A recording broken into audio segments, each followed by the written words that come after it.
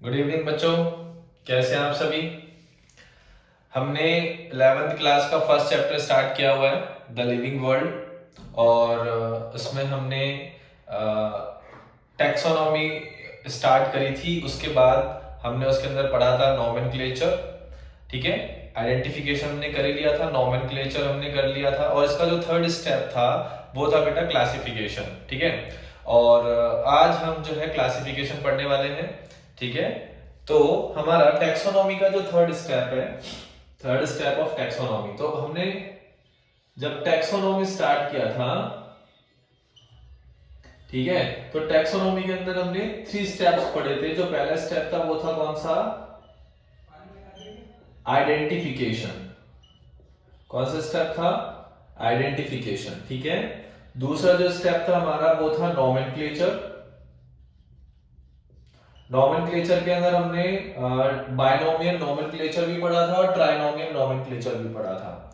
और इसका जो हमारा थर्ड स्टेप है वो है क्लासिफिकेशन, ठीक है। तो आज हम जो है स्टार्ट करने वाले हैं बेटा कौन सा? Classification.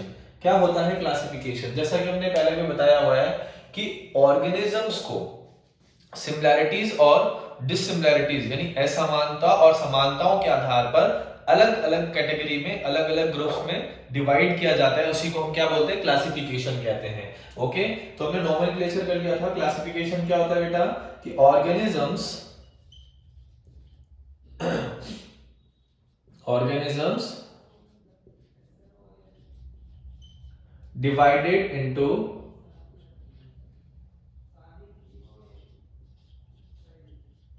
different groups on the basis of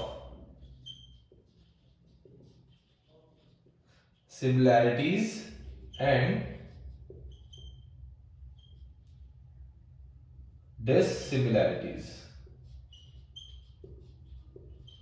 okay, कि हमको क्या करना है, जितने भी ऑर्गेनिजम्स है समानता और असमानताओं के आधार पर उनको अलग अलग ग्रुप्स में क्या कर देना है? डिवाइड कर देना है। उसी को हम क्या बोलते हैं? क्लासिफिकेशन कहते हैं। देखिए, जैसे कि हम प्रेयर में करते हैं, जैसे हमारी असेंबली होती है स्कूल्स के अंदर, तो हम असेंबली में क्या करते हैं कि 9th क्लास जो है वो अलग क्लासरूम में जाएगी, 10th क्लास जो है वो अलग क्लासरूम में जाएगी, 11th के साइंस मैथ्स वाले बच्चे अलग में जाएंगे, साइंस बायोलॉजी वाले अलग में जाएंगे। तो इस तरीके से हम क्या करते हैं, समानता और असमानताओं के आधार पर अलग अलग कैटेगरीज में बांट देते हैं।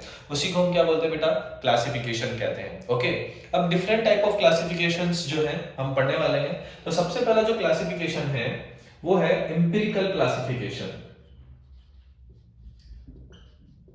एम्पिरिकल क्लासिफिकेशन, ठीक है। एम्पिरिकल क्लासिफिकेशन जो है उसको हम बोलते हैं अतर्कपूर्ण। कौन सा है? अतर्कपूर्ण वर्गीकरण है, ठीक है। हालांकि इसको हम काम में नहीं लेते हैं क्योंकि ये कैसा है? अतर्कपूर्ण है, ठीक है। लेकिन क्या होता है वो हम पढ़ लेते हैं। एम्पिरिकल क्लासिफिकेशन के अंदर बेटा हम अल्फाबेटिकल ऑर्डर के हिसाब से क्लासिफाई करते हैं। किसके हिसाब से? अल्फाबेटिकल ऑर्डर के हिसाब से, कि ए नाम वाले जितने भी प्लांट्स हैं उनको हम अलग रख देंगे, बी वाले जितने भी प्लांट्स हैं उनको हम अलग रख देंगे, ठीक है। तो ये कैसा है? अल्फाबेटिकल ऑर्डर के हिसाब से है, ठीक है। तो बेस्ड ऑन अल्फाबेटिकल ऑर्डर, ठीक है। इसका मतलब हमारे प्लांट किंगडम को कितने ग्रुप्स में डिवाइड कर सकते हैं हम इसके अकॉर्डिंग? 26 में, क्योंकि अल्फाबेट्स भी कितने बेटा? 26। Okay, now plant kingdom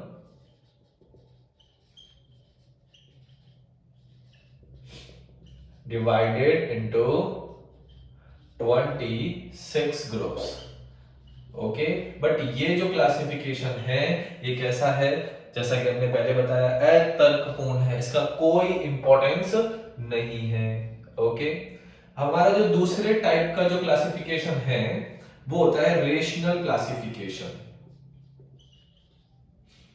rational classification, rational classification को बोलते हैं तर्कपूर्ण, ठीक है, जो इंपॉर्टेंस रखते हैं। ओके, इसके अंदर भी हम सबसे पहला जो पढ़ने वाले हैं वो है प्रैक्टिकल क्लासिफिकेशन। प्रैक्टिकल क्लासिफिकेशन यानी प्रयोगात्मक वर्गीकरण।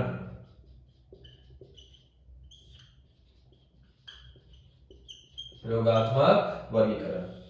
ओके, तो ये क्लासिफिकेशन के अंदर हम क्या करते हैं, प्रैक्टिकल क्लासिफिकेशन में हम आधार मानते हैं इकोनॉमिक इंपॉर्टेंस को, यानी आर्थिक महत्व के आधार पर हम क्या करते हैं, क्लासिफाई करते हैं। ठीक है, जैसे कि मेडिसिनल प्लांट्स कौन कौन से हैं, फाइब्रस प्लांट कौन कौन से हैं, ऑयल लिंडिंग प्लांट्स कौन कौन से हैं, कि हमको कौन से प्लांट ऑयल देते हैं, फाइबर्स देते हैं, मेडिसिन देते हैं, औषधियां प्रदान करते हैं, उसके आधार पर हम क्या कर देंगे, डिफरेंट डिफरेंट कैटेगरीज को बना देंगे। ठीक है, तो प्रैक्टिकल क्लासिफिकेशन जो है बेस्ड ऑन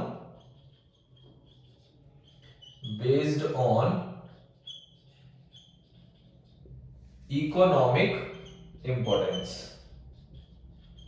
यानी इसके अंदर हम मॉर्फोलॉजिकल कैरेक्टर्स को इन्वॉल्व नहीं करेंगे। तो हम यहां पे लिख सकते हैं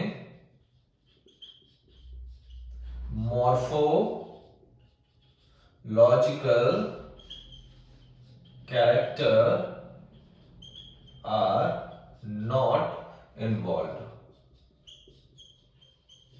morphological character are not involve. ठीक है, तो जैसे कि हम इसके एग्जांपल में पढ़ लेते हैं, जैसे कि ऑयल यील्डिंग प्लांट्स, कि कौन कौन से प्लांट्स है जो जिनसे हमको ऑयल मिलता है। तो हम जैसे इसके अंदर लिख सकते हैं कोकोनट, ओके, इसमें हम लिख सकते हैं मस्टर्ड, ओके। हम फाइबर्स प्लांट भी पढ़ सकते हैं जिससे हमको फाइबर्स मिलते हैं, रेशे प्राप्त होते हैं। तो रेशे हमको किस किस से प्राप्त होते हैं, रेशे हमको प्राप्त होते हैं जूट, कॉटन। ठीक है, हम मेडिसिनल प्लांट्स भी हम लिख सकते हैं कि किन किन से हमको मेडिसिन प्राप्त होती है। तो हम यहाँ पे लिख सकते हैं राउवोल्फिया,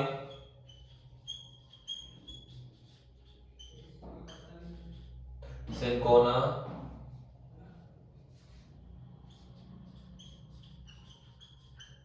ओके।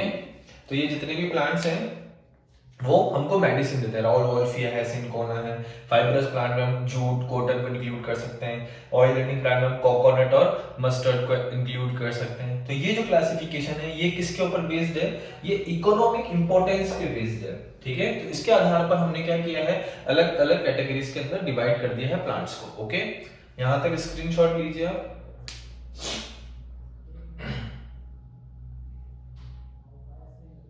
ओके, अब हमारा जो दूसरा जो रेशनल क्लासिफिकेशन का पार्ट है वो है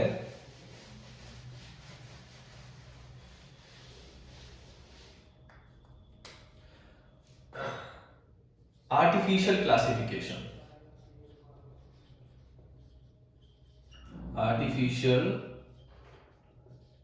क्लासिफिकेशन, और आर्टिफिशियल क्लासिफिकेशन को अपन बोलते हैं कृत्रिम वर्गीकरण। ओके, आर्टिफिशियल क्लासिफिकेशन जो था वो दिया था कैरोलस लीनियस ने। ठीक है, तो हम लिख सकते हैं प्रपोज्ड बाय या गिवन बाय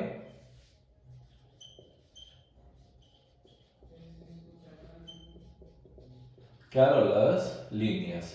तो इसको किसने प्रपोज किया था, कैरोलस लीनियस ने प्रपोज किया था। आर्टिफिशियल क्लासिफिकेशन किस पे बेस्ड होता है, इसके अंदर हम एक या दो मॉर्फोलॉजिकल कैरेक्टर्स को इंक्लूड करते हैं। ठीक है, सिर्फ एक या दो मॉर्फोलॉजिकल कैरेक्टर को इंक्लूड करते हैं, सभी मॉर्फोलॉजिकल कैरेक्टर्स को हम इंक्लूड नहीं करेंगे। ओके, तो artificial classification based on one और टू मॉर्फोलॉजिकल कैरेक्टर, वन और टू मॉर्फोलॉजिकल कैरेक्टर। ठीक है, तो इसी आधार पर कैरोलस लीनियस ने प्लांट्स को 24 क्लासेस के अंदर डिवाइड कर दिया, और उन्होंने कौन से मॉर्फोलॉजिकल कैरेक्टर को इन्वॉल्व किया, एक स्टेमन का नंबर और एक कार्पल का नंबर। ठीक है, तो हम यहां पे लिख सकते हैं plant kingdom divided into 24 classes on the basis of number of stamen and carpel। ठीक है, स्टेमन को हम बोलते हैं बेटा पुंकेसर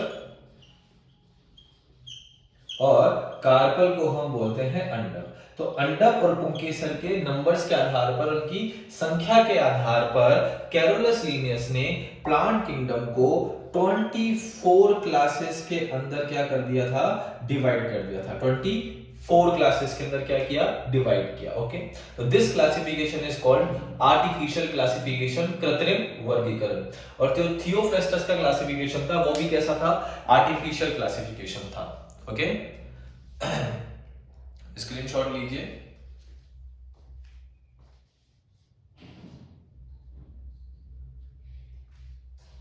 okay, now next third rational classification का है नेचुरल क्लासिफिकेशन।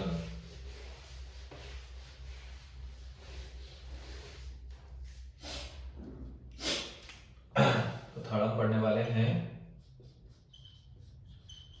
नेचुरल क्लासिफिकेशन, और नेचुरल क्लासिफिकेशन को हम बोलते हैं प्राकृतिक वर्गीकरण। ओके, और प्राकृतिक वर्गीकरण जो है किसने प्रस्तुत किया था, बेंथम एंड हुकर ने। किसने प्रस्तुत किया था, given by Bentham and Hooker. ठीक है, तो नेचुरल क्लासिफिकेशन प्रस्तुत किया था बेंथम एंड हुकर ने। और नेचुरल क्लासिफिकेशन के अंदर हम सभी मॉर्फोलॉजिकल कैरेक्टर्स को इंक्लूड करते हैं, जितने भी आकारिकी लक्षण हैं, चाहे स्टेम के लिए लीजिए, लीव्स के लिए लीजिए, फ्लावर्स के लिए लीजिए, फ्रूट्स के लिए लीजिए। ठीक है, उनका जो मॉर्फोलॉजिकल कैरेक्टर्स है उनके आधार पर हम क्या करते हैं, नेचुरल क्लासिफिकेशन देते हैं। ओके, तो बेस्ड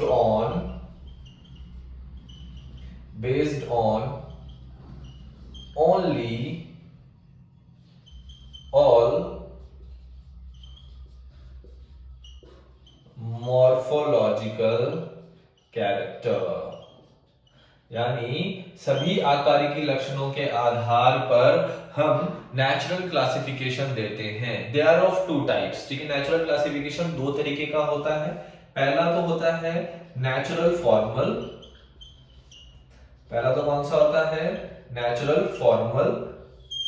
नेचुरल फॉर्मल के अंदर हम सिर्फ और सिर्फ मॉर्फोलॉजिकल कैरेक्टर्स को इंक्लूड करते हैं। Only involve morphological character. सिर्फ और सिर्फ इसके अंदर क्या इन्वॉल्व होते हैं, आकारिकी लक्षण इन्वॉल्व होते हैं। ठीक है, और जो दूसरा है हमारा वो है नेचुरल फाइलोजेनेटिक। और नेचुरल फाइलोजेनेटिक में हम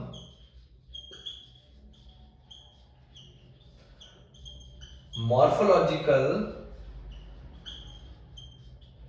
कैरेक्टर के साथ साथ फाइलोजेनी को भी इंक्लूड करते हैं।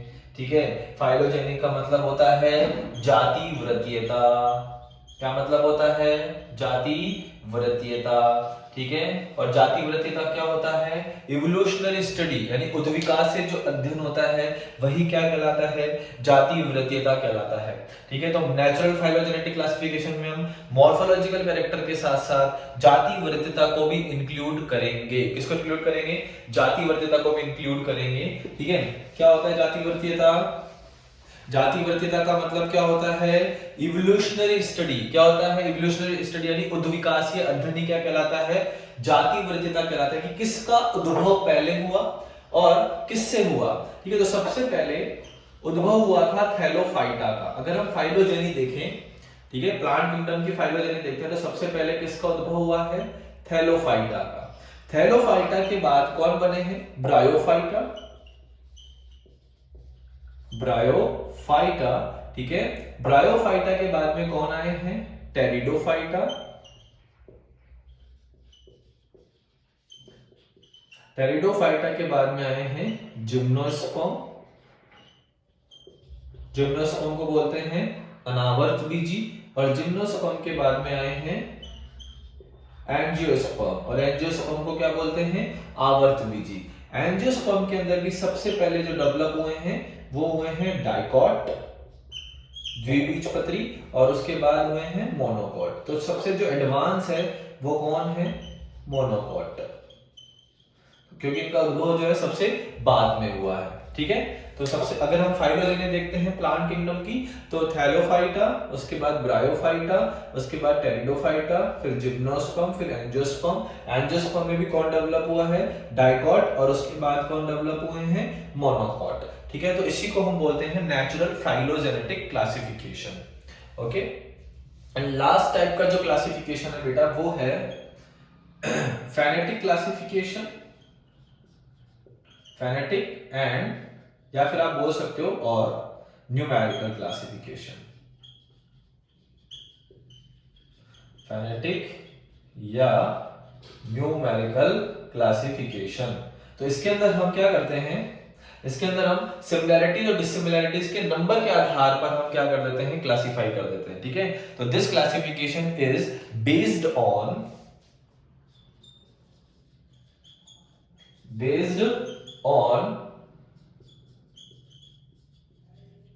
number of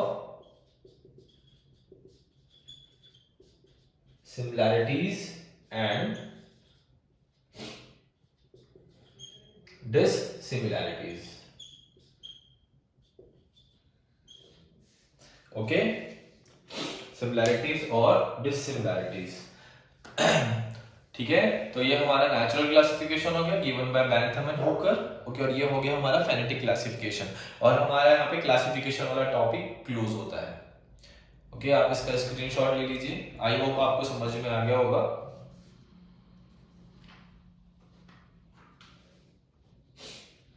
ले लिया बच्चों? अब जो हमारा अगला टॉपिक है वो है टैक्सोनॉमिक कैटेगरीज, वर्गीकी इकाइयां, श्रेणियां। सॉरी, कैटेगरी को मतलब होता है श्रेणियां।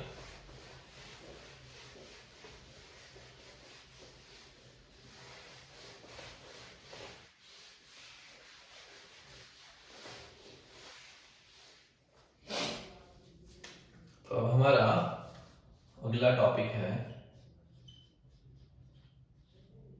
टैक्सोनॉमिक कैटेगरीज, यानी वर्गीकी श्रेणियां, ठीक है। तो क्या होता है कैटेगरीज, क्या होता है वर्गीकी श्रेणियां?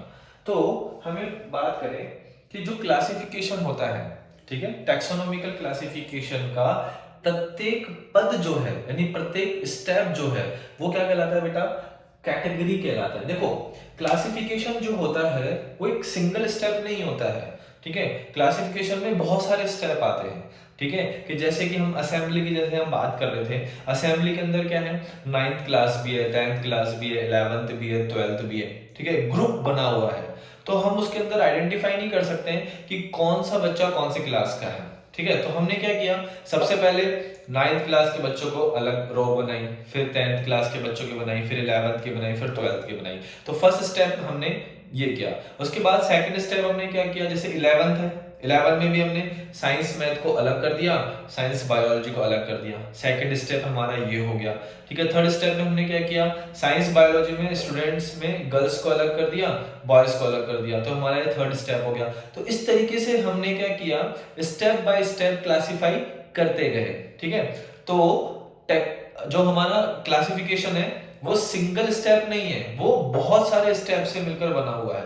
तो इसका प्रत्येक स्टेप जो होता है वो क्या कहलाता है? कैटेगरी कहलाता है, ओके। तो ईच स्टेप ऑफ इस classification, each step of classification is represent as a category, यानी क्लासिफिकेशन का प्रत्येक पद जो है वो क्या कहलाता है, कैटेगरी कहलाता है। Okay, and unit of categories, और कैटेगरी की जो यूनिट है वो कहलाती है बेटा टैक्सॉन। क्या कहलाती है, टैक्सॉन कहलाती है। और अगर हम इसका प्लूरल साउंड देखें तो इसको बोलते हैं टैक्सा। ओके, तो कैटेगरी की जो यूनिट है वो क्या कहलाएगी, टैक्सॉन कहलाएगी, और वर्गीकरण का प्रत्येक पद क्या कहलाएगा, कैटेगरी कहलाएगा। ठीक है, तो अब हम यहां पर देखते हैं कि कौन कौन से स्टेप्स हैं या कौन कौन सी कैटेगरीज हैं। ठीक है, तो हमने देखा हमने यहां पे लिखा कैटेगरीज कि कौन कौन सी कैटेगरीज है क्लासिफिकेशन के अंदर। ठीक है, तो सबसे पहली जो कैटेगरी है वो है किंगडम। ठीक है, सबसे पहली जो कैटेगरी है वो कौन सी है, किंगडम। और किंगडम को हम क्या बोलते हैं, जगत। क्या बोलते हैं, जगत। दूसरी जो कैटेगरी है वो होती है फाइलम या डिवीजन। ठीक है, फाइलम को हम बोलते हैं संघ और डिवीजन को हम क्या बोलते हैं, प्रभाग। अब यहां पर दो चीजें हैं। पहली चीज तो क्या है कि फाइलम जब हम यूज लेते हैं तो जब हम एनिमल क्लासिफिकेशन कर रहे होते हैं तब हम फाइलम को यूज लेते हैं, और जब हम प्लांट का क्लासिफिकेशन कर रहे होते हैं तब हम डिवीजन के लिए डिवीजन को यूज लेते हैं। तो प्लांट्स के लिए कौन है, डिवीजन, और एनिमल्स के लिए कौन सा होता है, फाइलम। ठीक है, इसके बाद जो हमारी थर्ड कैटेगरी होती है वो होती है क्लास। क्लास को हम बोलते हैं वर्ग। क्लास के बाद में आता है बेटा ऑर्डर। ऑर्डर को हम बोलते हैं गण। ऑर्डर के बाद में आता है फैमिली। फैमिली को हम कहते हैं कुल। फैमिली के बाद में आता है जीनस। जीनस को हम कहते हैं वंश। और जीनस के बाद में आता है स्पीसीज। और स्पीसीज को हम कहते हैं क्या, जाति। ठीक है, तो ये 7 मेन कैटेगरीज है, 7 मेन कैटेगरीज है जो हम क्लासिफिकेशन के अंदर इन्वॉल्व करते हैं। किंगडम, फाइलम और division, class, order, family, genus और स्पीसीज। अब इन कैटेगरीज में से जो सबसे लार्जेस्ट ग्रुप है, जो सबसे बड़ी कैटेगरी है, वो कौन सी होती है, किंगडम। तो ये कौन सा ग्रुप है, ये है लार्जेस्ट। ओके, और सबसे छोटी जो कैटेगरी है, सबसे स्मॉलेस्ट कैटेगरी है, वो कौन सी होती है, स्पीसीज। ओके, तो सबसे बड़ी कैटेगरी कौन सी है यहाँ पर, किंगडम है, और सबसे छोटी जो कैटेगरी है वो कौन सी है, स्पीसीज है। ठीक है, तो अगर हम समानता और असमानता देखेंगे, किसके अंदर समानताएं ज्यादा है, किसके अंदर असमानताएं ज्यादा है, तो हम देखें कि अगर हम किंगडम से स्पीसीज की ओर मूव करते हैं कि किंगडम, फिर फाइलम, फिर क्लास, फिर ऑर्डर, फिर फैमिली, फिर जीनस, फिर स्पीसीज, तो समानताएं क्या होती जाती है, बढ़ती जाती है। ठीक है, अगर हम मूव करें यहां से यहां की ओर, यानी किंगडम से स्पीसीज की ओर अगर हम मूव करते हैं तो क्या होता है, समानता बढ़ती है। क्या होता है, समानता बढ़ती है। ठीक है, और अगर हम स्पीसीज से किंगडम की ओर मूव करें, कहां से कहां की ओर मूव करें, स्पीसीज से किंगडम की ओर मूव करें, तो क्या बढ़ती है, असमानता बढ़ती है। क्या बढ़ती है, असमानता बढ़ती है। या फिर आप ये भी कह सकते हैं कि किंगडम से जब हम स्पीसीज की ओर जाते हैं तो कॉमन कैरेक्टर्स जो होते हैं वो इंक्रीज होते हैं, और स्पीसीज से किंगडम की ओर जाते हैं तो कॉमन कैरेक्टर्स जो होते हैं वो क्या हो जाते हैं, डिक्रीज हो सकते हैं। ठीक है, तो सिमिलैरिटीज बढ़ती है जब हम किंगडम से स्पीसीज की ओर जाते हैं, और डिसिमिलैरिटीज बढ़ती है जब हम स्पीसीज से किंगडम की ओर जाते हैं। क्लियर बात, एनी प्रॉब्लम? ओके, अब यहां पर कुछ इंपॉर्टेंट कीज है वो हम देख लेते हैं। एक की होती है हायरार्की। हायरार्की क्या होता है, हायरार्की, हायरार्की का मतलब होता है कि टैक्सोनॉमिकल कैटेगरीज को असेंडिंग और डिसेंडिंग ऑर्डर्स में अरेंज करना। ठीक है, अवरोही और आरोही क्रम में लिखना। जैसे अभी हम किंगडम से स्पीसीज की ओर जा रहे हैं तो ये कौन सा ऑर्डर हो गया, डिसेंडिंग ऑर्डर हो गया। ठीक है, अगर हम स्पीसीज से किंगडम की ओर जाए तो ये कौन सा ऑर्डर हो जाता है, ये असेंडिंग ऑर्डर हो जाता है। तो आरोही और अवरोही क्रम के अंदर लिखना ही क्या कहलाता है, हायरार्की कहलाता है। तो हम यहां लिख सकते हैं arrangement descending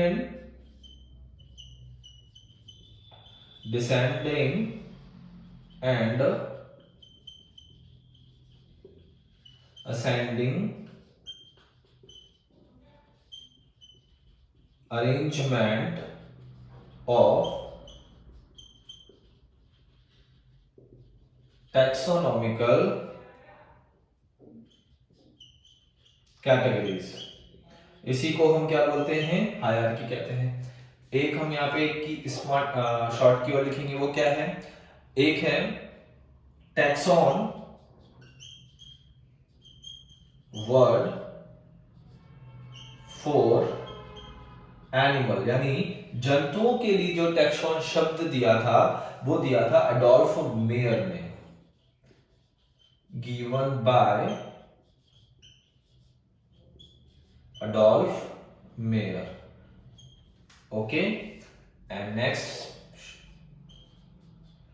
taxon word for plant, given by H.J. Long। Okay, तो प्लांट्स के लिए जो टैक्सॉन शब्द था वो तो दिया था H.J. Long ने, और एनिमल्स के लिए जो टैक्सॉन शब्द था वो किसने दिया था बेटा, एडोल्फ मेयर ने दिया। ठीक है, तो ये कुछ की पॉइंट्स हैं वो आपको याद होने चाहिए। ओके, ये हमारी 7 कैटेगरीज हैं। ओके, अब इन कैटेगरीज के पीछे, यानी इन कैटेगरीज के पीछे हम क्या लगाते हैं, सफिक्स लगाते हैं, और सफिक्स को हम क्या बोलते हैं, प्रत्यय। हिंदी में हम क्या बोलते हैं, प्रत्यय बोलते हैं। ठीक है, तो कौन से कैटेगरी के आगे कौन सा सफिक्स लगेगा वो भी हम इसके अंदर लिख देते हैं। फिर एक क्लासिफिकेशन पढ़ते हैं होमोसेपियंस का, यानी ह्यूमन का क्लासिफिकेशन पढ़ते हैं। ठीक है, ये स्क्रीनशॉट ले लीजिए।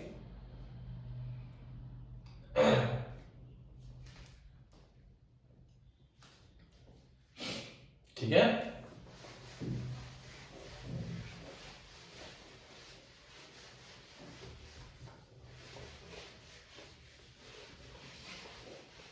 तो टैक्सॉन क्या है, कैटेगरी क्या है, वो भी हम आपको समझा देते हैं। तो देखिए, अगर मैं सफिक्स की बात करता हूं, सफिक्स लगते हैं बेटा पीछे की ओर। ठीक है, सफिक्स कहां लगते हैं, पीछे की ओर लगते हैं। तो किंगडम के पीछे की ओर कोई सफिक्स नहीं लगता है। ठीक है, फाइलम के पीछे भी कोई सफिक्स नहीं लगता है। डिवीजन के पीछे सफिक्स लगता है, वो है फाइटा। डिवीजन के आगे कौन सा सफिक्स लगता है, फाइटा, जैसे ब्रायोफाइटा, टेरिडोफाइटा। ठीक है, उसके बाद हम क्लास की बात करें तो क्लास के पीछे लगता है ऑप्सिडा या फिर लगता है फाइसी। ऑप्सिडा या फाइसी, जैसे टेरोप्सिडा, ब्रायोप्सिडा। ठीक है, फाइसी की बात करें तो क्लोरोफाइसी, फियोफाइसी। तो ये क्या हो जाएगी, क्लास। ऑर्डर की बात करें तो ऑर्डर्स के पीछे सफिक्स लगता है बेटा एल्स। ठीक है, जैसे नीटेल्स। ठीक है, जिसके अंदर एफिड्रा, नीटम, वेलमिशिया आते हैं, तो नीटेल्स। ओके, फैमिली के पीछे लगता है एसी। ठीक है, जैसे कि पोएसी। ठीक है, और जीनस के पीछे कोई सफिक्स नहीं लगता है, और इसके पीछे भी कोई सफिक्स नहीं लगता है। ठीक है, तो फाइलम के पीछे लगेगा डिवीजन के पीछे लगेगा फाइटा, क्लास के पीछे ऑप्सिडा या फाइसी, ऑर्डर के पीछे लगता है एल्स, फैमिली के पीछे लगता है एसी, जीनस और स्पीसीज के पीछे कोई सफिक्स इंक्लूड नहीं होता है। ओके, स्क्रीनशॉट ले लीजिए, उतार लीजिए। फिर हम ह्यूमन क्लासिफिकेशन पढ़ते हैं और उसमें देखते हैं कि टैक्सॉन क्या है, कैटेगरीज क्या है। ओके, चलो ह्यूमन का क्लासिफिकेशन देते हैं। तो ये हमने क्या लिखा हुआ है बेटा, ये हमने लिखी हुई है कैटेगरीज। क्या लिखी हुई है, कैटेगरीज। 7 मेन कैटेगरीज लिखी हुई है। ठीक है, अब हम लिखने वाले हैं टैक्सॉन। क्या लिखने वाले हैं, टैक्सॉन, क्योंकि कैटेगरीज की यूनिट क्या होती है बेटा, टैक्सॉन। तो ह्यूमन का क्लासिफिकेशन करें तो ह्यूमन का जो किंगडम है वो क्या होता है? एनिमेलिया। एनिमेलिया, ठीक है। ह्यूमन का जो किंगडम है वो क्या है? एनिमेलिया। अगर हम फाइलम की बात करें तो फाइलम क्या होता है? कॉर्डेटा। फाइलम क्या होता है? कॉर्डेटा, ठीक है। क्लास की बात करें तो क्लास होता है मैमेलिया। ऑर्डर की अगर हम बात करते हैं तो ऑर्डर क्या होता है बेटा? प्राइमेटा। ओके। फैमिली की बात करें तो फैमिली क्या होती है? फैमिली होती है होमोनिडी। ओके। जीनस क्या होता है? होमो। और स्पीसीज क्या होती है? सेपियंस, ठीक है। तो ह्यूमन का जो क्लासिफिकेशन है उसमें किंगडम क्या है? एनिमेलिया। फाइलम क्या है? कॉर्डेटा। क्लास क्या है? मैमेलिया। ऑर्डर क्या है? Primata. Family hominidae. Genus homo. और स्पीसीज क्या हो गई? Sapiens. So these are the classification of human. तो ये सारे के सारे जो करेक्ट, ये जो कैटेगरी हमने, सॉरी, ये सारे के सारे जो चीजें हमने लिखी है वो जो किसके अंदर इंक्लूड होती है? टैक्सॉन में। और these are including in categories. Okay. अब एक सेंटेंस अगर हम लिखें, एक छोटा सा सेंटेंस है, उसके अंदर हम देखते हैं कि टैक्सॉन कौन है, कैटेगरीज कौन है, ठीक है। तो हम एक सेंटेंस लिखते हैं कि Insecta is a class of Arthropoda, ठीक है। हमने लिख दी Insecta is a class of phylum Arthropoda. Phylum Arthropoda, हमने एक छोटा सा सेंटेंस लिखा है, ठीक है। Insecta is a class of phylum Arthropoda. तो इसमें कैटेगरी कौन सी और टैक्सॉन कौन सा है? तो हम बात करें इंसेक्टा की, ठीक। इंसेक्टा एक क्लास है, ठीक है। तो इंसेक्टा जो हो गई ये तो क्या हो गया? टैक्सॉन हो गया, ठीक है। अगर हम क्लास की बात करते हैं, ठीक है, तो क्लास क्या हो गई? कैटेगरी हो गई। क्लास क्या हो गई? कैटेगरी हो गई, ठीक है। अगर हम फाइलम की बात करें तो फाइलम भी क्या है? कैटेगरी है। और आर्थ्रोपोडा की अगर हम बात करते हैं तो आर्थ्रोपोडा क्या हो गया बेटा? टैक्सॉन हो गया। ओके। तो इंसेक्टा टैक्सॉन है, आर्थ्रोपोडा क्या हो गया? टैक्सॉन है। क्लास और फाइलम ये दोनों क्या हो गई? कैटेगरीज हो गई। तो अब आप कर सकते हो डिफरेंशिएट कि what is category and what is taxon. Is that clear? Okay.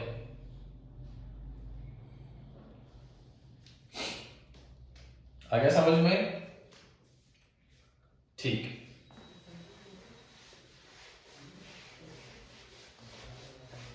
अब जो है हम पढ़ेंगे स्पीसीज कॉन्सेप्ट और एक है बायोलॉजिकल स्पीसीज कॉन्सेप्ट। ओके, दो कॉन्सेप्ट है। पहला जो कॉन्सेप्ट है वो है स्पीसीज कॉन्सेप्ट, यानी जाति अवधारणा। पहला जो कॉन्सेप्ट है वो कौन सा है? जाति अवधारणा, ठीक है। और जो दूसरा हमारा कॉन्सेप्ट है वो है बायोलॉजिकल कॉन्सेप्ट ऑफ स्पीसीज, यानी जाति की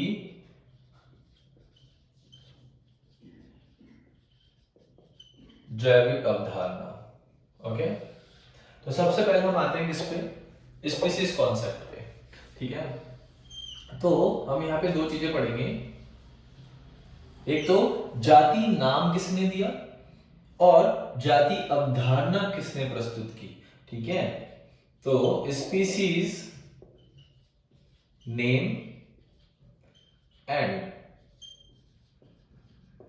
species concept given by John रे, ठीक है।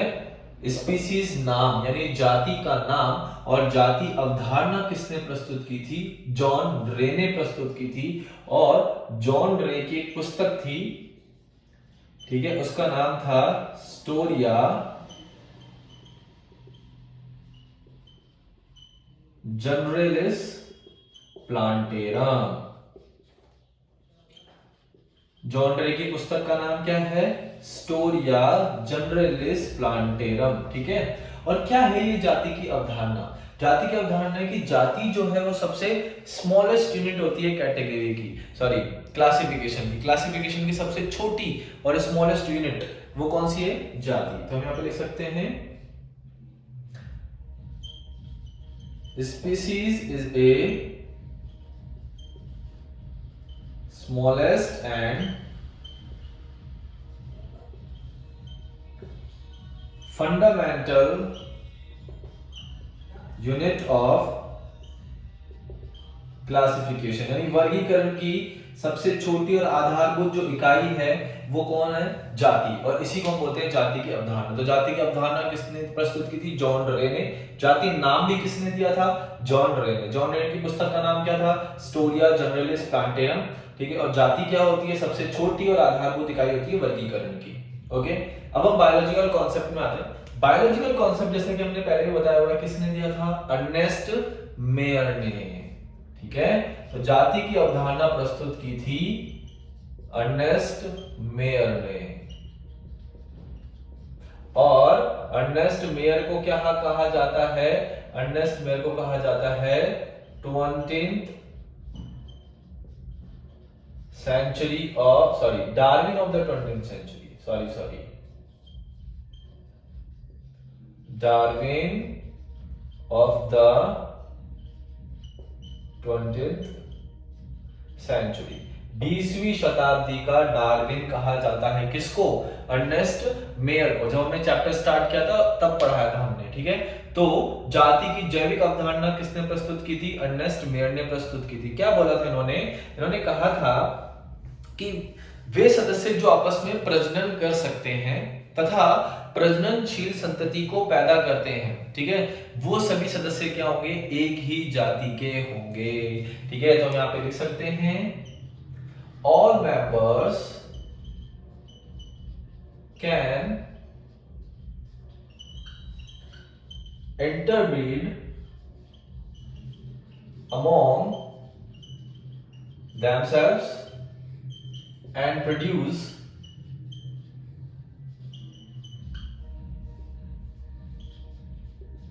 fertile offspring. These members are in same species. ये सभी के सभी सदस्य क्या होंगे? एक ही जाति के होंगे।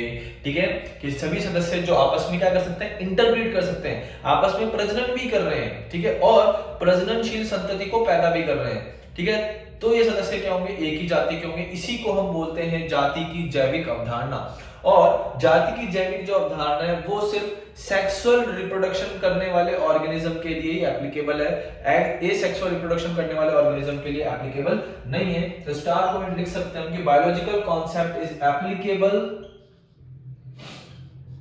Biological concept is applicable only applicable for sexually reproducing organisms. Okay, and दूसरा star point not applicable for asexual reproducing organisms.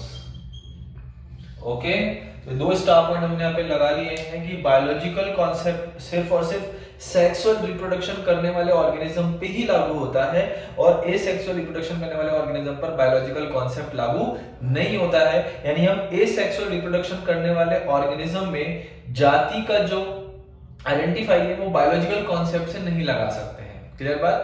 Okay, ताल लीजिए, स्क्रीनशॉट ले लीजिए। अब हमारा जो दो डेफिनेशंस और है वो भी हम देख लेते हैं। ठीक है। इसके बाद हमारा एक टॉपिक बचेगा टैक्सोनॉमिकल एड्स। टैक्सोनॉमिकल एड के बाद में हम ये चैप्टर जो है फिनिश कर देंगे। तो कल की क्लास के अंदर हम टैक्सोनॉमिकल एड पढ़ेंगे, जिसमें हम हर्बेरियम, ठीक है, बॉटनिकल गार्डन, ओके, और zoological parks, museums, okay, keys, ये सारा हम पढ़ लेंगे और इस चैप्टर को फिनिश करेंगे। तो 2 टर्मिनोलॉजीज और है, वो भी हम देख लेते हैं। तो एक तो होता है बेटा टैक्सोनॉमिकल स्पीसीज, एक तो होता है टैक्सोनॉमिकल स्पीसीज, ठीक है, और एक होता है बायोलॉजिकल स्पीसीज, ठीक है। कि टैक्सोनॉमिकल स्पीसीज क्या है, बायोलॉजिकल स्पीसीज क्या है। तो टैक्सोनॉमिकल स्पीसीज के अंदर हम स्पीसीज का जो डिटर्मिनेशन है वो हम मॉर्फोलॉजिकल कैरेक्टर्स के आधार पर देखते हैं। तो हम यहां पे लिख सकते हैं species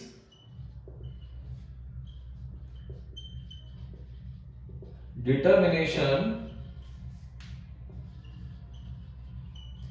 based on morphological character. अगर हम आकारिक लक्षणों के आधार पर स्पीसीज को डिटरमाइन करें तो वो स्पीसीज कौन सी हो जाएगी, टैक्सोनॉमिकल स्पीसीज हो जाएगी, ठीक है। और बायोलॉजिकल स्पीसीज में हम क्या करते हैं, species determination based on interbreed. हम यहां पर प्रजनन के आधार पर स्पीसीज को डिटरमाइन करते हैं, ठीक है। तो जैसे कि हम इसके अंदर एग्जांपल ले सकते हैं ह्यूमन। तो ह्यूमन क्या है, ह्यूमन एक बायोलॉजिकल स्पीसीज है, ह्यूमन एक टैक्सोनॉमिकल स्पीसीज नहीं है, ह्यूमन क्या है, एक बायोलॉजिकल स्पीसीज है, ओके। तो जब स्पीसीज का डिटर्मिनेशन हम मॉर्फोलॉजिकल कैरेक्टर के आधार पर करें तो वो तो क्या कहलाता है, टैक्सोनॉमिकल स्पीसीज, ठीक है। और स्पीसीज का डिटर्मिनेशन अगर हम इंटरब्रीड के आधार पर करें, यानी प्रजनन के आधार पर करें, तो वो कौन सी स्पीसीज हो जाती है, बायोलॉजिकल स्पीसीज हो जाती है। क्लियर बच्चों? तो आज हम यहीं पे इसको स्टॉप करते हैं क्लास को, ओके। आई होप आपको समझ में आ गया होगा। अब हमारे इस चैप्टर का लास्ट टॉपिक बच रहा है, उसको हम कल की क्लास में करेंगे, ठीक है। और इसके बाद हम 12th के टॉपिक्स भी स्टार्ट करने वाले हैं, okay. Thank you so much.